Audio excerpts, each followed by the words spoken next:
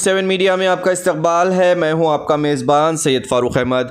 آج کے اجلاس کے دوران بیرسٹر اسد الدین اویسی دارالسلام سے خطاب کرتے ہوئے عوام کو ایک میسج دیا ہے۔ جس طریقے سے عائشہ کی موت ہو گئی ہے اس کے بارے میں کہا ہے، تو چلیے ایک خاص رپورٹ کے ساتھ کا ذکر کرنا ضروری سمجھتا ہوں کہ احمد آباد میں جو مسلمان بچی کا دردناک دل سوز ویڈیو آیا ہے جس نے خودکشی کر لی، میں آپ تمام سے اپیل کر رہا ہوں، چاہے آپ کوئی بھی مذہب کے ہوں، یہ جہیز کی لعنت کو ختم کرو، جہیز کی لعنت کو ختم کرو۔ اگر تم مرد ہو نا تو بیوی پر ظلم کرنا مردانگی نہیں ہے،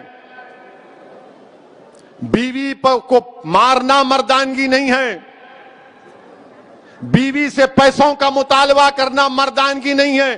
تم مرد کہلانے کے بھی لائق نہیں ہوگا اگر تم ایسی حرکت کرو گے۔ وہ معصوم بچی پر ظلم کیا گیا، وہ تنگ آ گئی جہیز کی لعنت کی، جہیز کا مطالبہ پر، اس آدمی کے مارنے اور پیٹنے پر، اور اس نے اتنا بڑا اقدام کر لیا۔ شرم آنی چاہیے ان گھر والوں کو جنہوں نے ہماری اس بیٹی کو مجبور کیا۔ میں تو اللہ سے دعا کروں گے اللہ تم کو غارت کرے، تم لوگوں کو۔ ہر باپ کی تکلیف تم نہیں سمجھ سکتے اگر کوئی باپ خبر میں جاتا ہے۔ میں کئی ایسے لوگوں کو جانتا ہوں جو زندگی کی آخری سانسیں لیتے ہیں اور اپنا ہاتھ پکڑ کر دھیمی سی آواز میں کہتے ہیں اسد صاحب بچی کی شادی ہے، انتظام کرا دو، مرنے سے پہلے کچھ ہو جائے۔ کیا ہو رہا ہے ان لوگوں کو؟ کتنے عورتوں کو تم مارو گے؟ کیسے تم مرد ہو جو بچیوں کو مار رہے ہو، ان کی جانیں لے رہے ہو؟ کیا تم میں انسانیت مر چکی ہے؟ اور ایسے کتنے لوگ ہیں جو اپنی بیویوں پر ظلم کرتے ہیں، تھپڑ مارتے ہیں، جہیز کا مطالبہ کرتے ہیں، حاملہ بیویوں کو ڈھکیلتے ہیں اور باہر نکل کر اپنے آپ کو بڑا فرشتہ کہلاتے ہیں۔ ارے یاد رکھو تم دنیا کو دھوکہ دے سکتے ہو مگر اللہ کو نہیں دیکھ سکتے۔ اللہ دیکھ رہا ہے، اللہ سمجھ رہا ہے، اور اللہ ضرور مظلوم کا ساتھ دے گا، اللہ مظلوم کا ساتھ دے گا۔ میں ان تمام مسلمانوں سے اپیل کر رہا ہوں، اللہ کے رسول صلی اللہ علیہ وسلم نے ارشاد فرمایا تھا کہ تم میں سب سے بہترین وہ ہے جو اپنے گھر والوں سے اچھا ہے۔ بہترین اخلاق اس کے ہیں جو اپنی بیویوں سے اچھا برتاؤ کرے گا۔ یاد رکھو اگر تم اپنی بیویوں کو مارو گے تو کل یہی مار کا تم کو حساب حشر کے میدان میں دینا پڑے گا۔ جو مسلمان ہیں بتاؤ میرے کو ایک مثال دو کہ ہمارے نبی، ہمارے رسول جن کے نام کے خیرات کا صدقہ ہم کھاتے ہیں، کیا انہوں نے کبھی ہماری امت کی ماؤں کو مارا؟ کہ اللہ کے رسول صلی اللہ علیہ وسلم کی مثال دو۔ تم کہتے ہو کہ میں محمد صلی اللہ علیہ وسلم کا امتی ہوں، ارے شرم سے ڈوب مرو۔ تم رسول اللہ کے امتی ہو اور اب بچی کو مارتے ہو، اس بچی سے جہیز کا مطالبہ کرتے ہو۔ ارے اسلام میں جہیز کا مطالبہ کرنا حرام ہے، حرام ہے، حرام ہے۔ تم سور کا گوشت بھی نہیں کھا رہے بلکہ تم حرام کام کر رہے ہو۔ ختم کرو یہ جہیز کو۔ کیا لے کے جاؤ گے خبر میں؟ حیدرآباد کی، دکن کی تاریخ بھری پڑی ہے، محلات ہیں بادشاہوں کے، ان کے مقبرے پر آج پھول ڈالنے والا کوئی نہیں ہے۔ کیا لے کے جاؤ گے تم کسی بچی پر ظلم کر کے؟ کتنی دولت تم کو چاہیے؟ ظلم کرے اس بچی پر، تکلیف ہوتی ہے، شرمندگی ہوتی ہے۔ سوچو اس بات کو، ختم کرو ان برائیوں کو اپنے معاشرے سے۔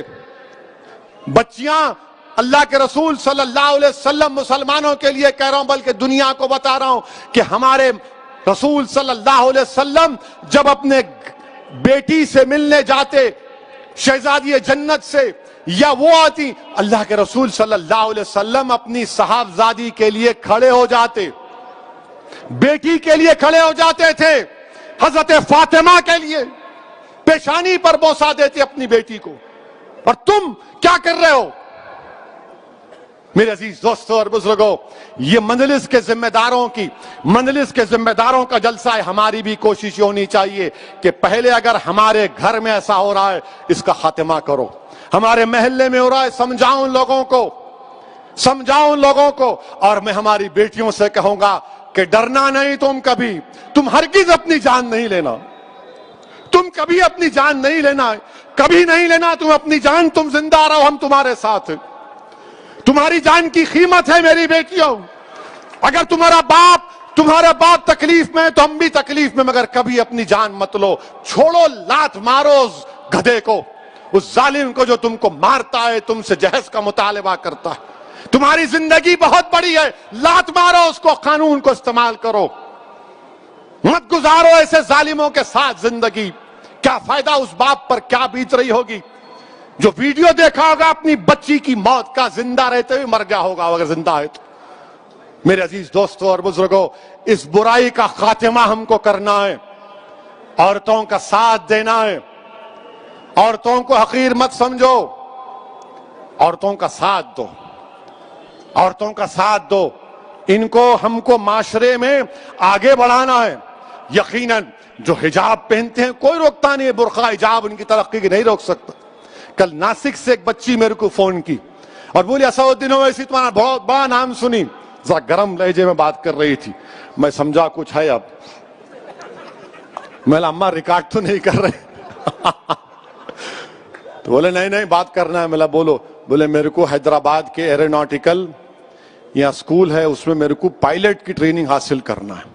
मैं उसके इम्तिहानात पास कर ली, मेरी फीस 20 लाख है, आप क्या मदद कर सकते? मैं बोला अम्मा रिकॉर्ड तो नहीं कर रहे। बोले बार बार क्यों पूछ रहे आप? बोला नहीं फिर चला देते। बोला इंशाअल्लाह ताला मैं मालूम करूंगा। बच्ची क्या बोली? मैं मुसलमान बच्चियों के लिए रोल मॉडल बनना चाहती हूँ, उस हिसाब मैं पायलट बनना चाहती हूँ। और बने हैदराबाद में। हैदराबाद से भी हमारे एक उर्दू अखबार के सियासत के जिम्मेदारों ने एक बच्ची को ट्रेनिंग दिलाई थी, वो पायलट बनी। बोली मेरे को पायलट बनना है असदुद्दीन ओवैसी साहब, मैं रोल मॉडल बनना चाह रही हूँ। मैं सलाम करता हूँ इन बच्चों के स्पिरिट को। अगर आपको अल्लाह ने बेटी दी तो बेटे से ज्यादा उसको काबिल बनाओ, बेटे से ज्यादा उसको इल्म दिलाओ। और याद रखो मैं भी साहिब औलाद हूं, मगर जितनी मोहब्बत मैं अपनी बेटियों में देखता हूं, अल्लाह का बहुत बड़ा करम है, अल्लाह का बहुत बड़ा करम है मुझ पर। मेरे अजीज दोस्तों और बुजुर्गों, ये बात कहना जरूरी समझता था।